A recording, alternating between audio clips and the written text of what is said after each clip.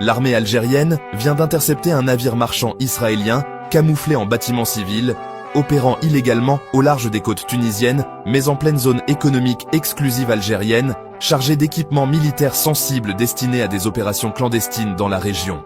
Ce n'était pas un simple cargo en transit ou un navire commercial égaré, c'était une opération de soutien logistique et de renseignement déguisé, stoppée avec une précision et une détermination totale par la marine nationale algérienne. Aujourd'hui, je vous raconte tout. La détection en haute mer, la traque silencieuse, l'encerclement naval et aérien, l'abordage forcé, la cargaison saisie, les preuves accablantes, les réactions paniquées à Tel Aviv, et ce que cela signifie pour la sécurité régionale et la souveraineté algérienne. Prenez un thé à la menthe bien chaud ou un café noir. Installez-vous confortablement, on plonge dans les détails dès maintenant. Tout commence le samedi 22 décembre 2025 à 21h43 précise, heure d'Alger. Dans le centre de commandement naval de l'Amirauté à Alger, les opérateurs du système de surveillance côtière et maritime intégré détectent un écho-radar suspect à 190 milles nautiques au nord-est de Skikda, à la limite de la zone économique exclusive algérienne, à une vitesse de 16 nœuds, cap sud-ouest.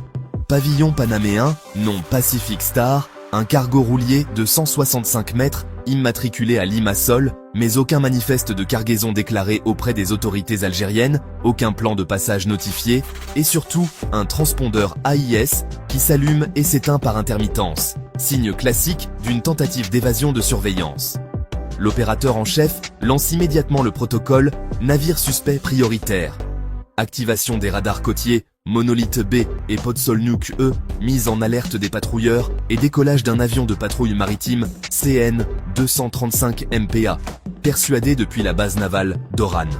À 22h12, les premières images haute définition arrivent au centre de commandement. Le navire présente tous les signes d'une opération clandestine.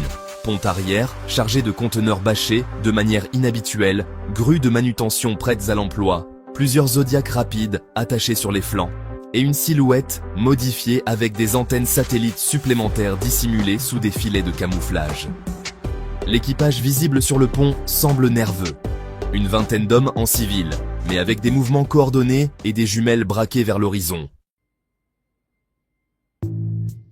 À 22h35, l'alerte est transmise au commandement central des forces navales.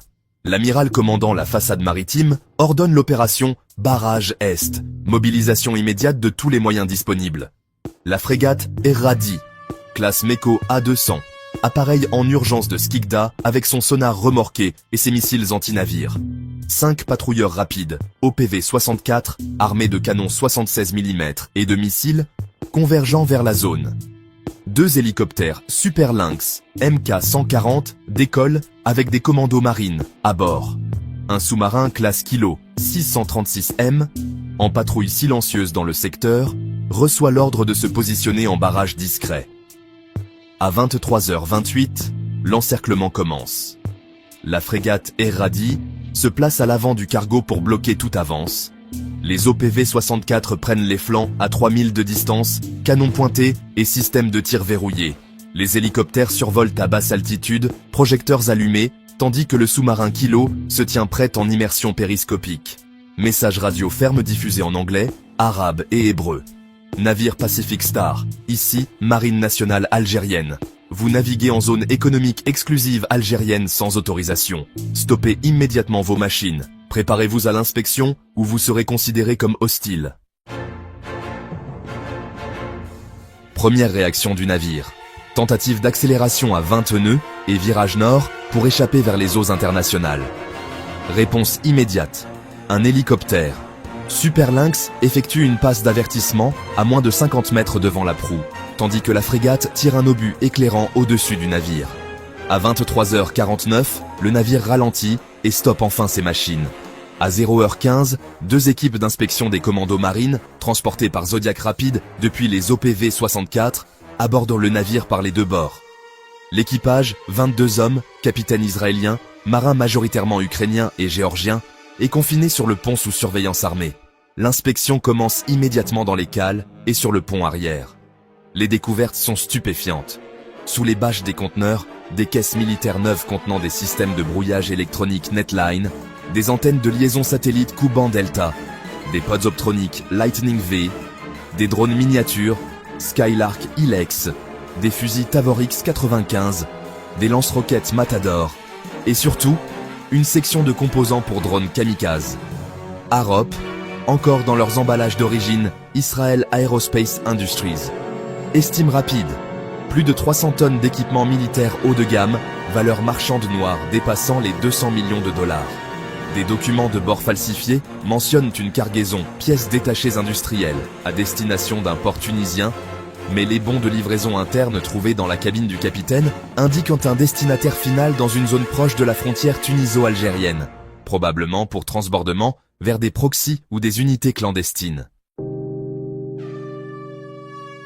À 3 heures du matin, l'inspection terminée, le navire est pris en remorque par la frégate Eradi et escorté vers le port militaire de Skikda sous protection renforcée. Le président Tebboune, briefé en continu par l'amiral commandant la marine, valide la saisie totale et la diffusion des premières preuves. À 11 heures le lendemain, le communiqué officiel tombe. Les forces navales ont intercepté et saisi, le 23 décembre 2025 en soirée, un navire marchand camouflé battant pavillon panaméen, transportant une importante cargaison d'équipements militaires israéliens en violation flagrante de la souveraineté maritime algérienne. L'opération s'est déroulée avec professionnalisme. Des preuves matérielles confirment l'origine hostile du trafic. L'Algérie réaffirme que ses eaux sont inviolables. Photos des caisses avec logos IAI et ELTA jointes. À Tel Aviv, silence total du ministère de la Défense et du Mossad. Les médias israéliens parlent d'un navire civil victime d'une provocation. Version ridicule. À Tel Aviv, l'incident provoque une crise majeure. Le silence officiel et les tentatives de minimisation, navire civil en transit, ne tiennent pas face aux preuves algériennes.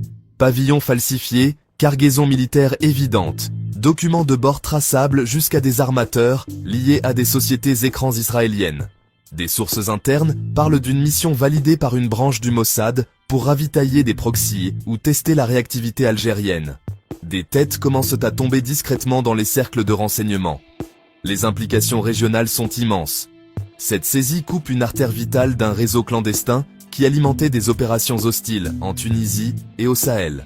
Elle renforce la position algérienne face à toute tentative de déstabilisation via la Tunisie et met la pression sur Tunis pour une coopération plus ferme contre les infiltrations. La Tunisie, déjà sous pression interne, se retrouve dans une position inconfortable. Laisser passer ce navire aurait été une complicité passive, le voir intercepté est une humiliation.